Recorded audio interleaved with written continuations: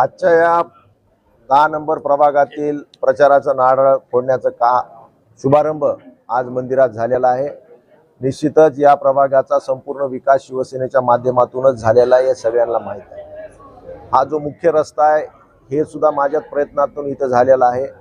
आणि तुम्ही जर परभणी महानगरपालिकेची एकंदरीत परिस्थिती पाहिली, पूर्ण अभ्यास केला तर 65 ठिकाणी शिवसेनेने आपले उमेदवार उभा केलेले आहेत आणि संपूर्ण शहरामध्ये फक्त शिवसेना आणि आपले मशाल या गोष्टीच्या व्यतिरिक्त दुसरी कोणतीही चर्चा आज सर्वसामान्यांमध्ये नाही। आता भाजपचे लोक म्हणतात की आमची सत्ता येणार, आम्ही आमचा महापौर बसवणार आणि उमेदवार उभा केलेत 35।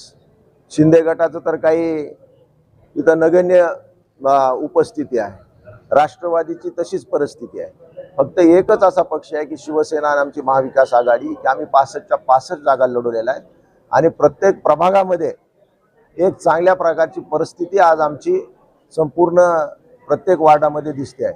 म्हणून येणाऱ्या काळामध्ये परिवर्तनाची लाट परभणी शहरामध्ये आलेली आहे आणि परभणी शहरामध्ये भगवा आणि महाविकास आघाडीची सत्ता बसणार हे आता त्रिकालवादी सत्य झालेलं आहे।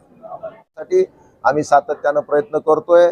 बघा, भुयारी गटार योजना असेल, समांतर पाणी पुरवठा योजना असेल, नाट्यगृहाचं काम का असेल, सायन्स पार्क असेल, हे सगळ्या गोष्टी शिवसेनेच्या काळात झालेल्या। यांनी आता तुम्ही निविदा काढली, तुम्ही पाहिलं असेल, निविदा आत्ता काढली, चालू दरात निविदा काढायची 2022च्या दरात निविदा काढलेली आहे।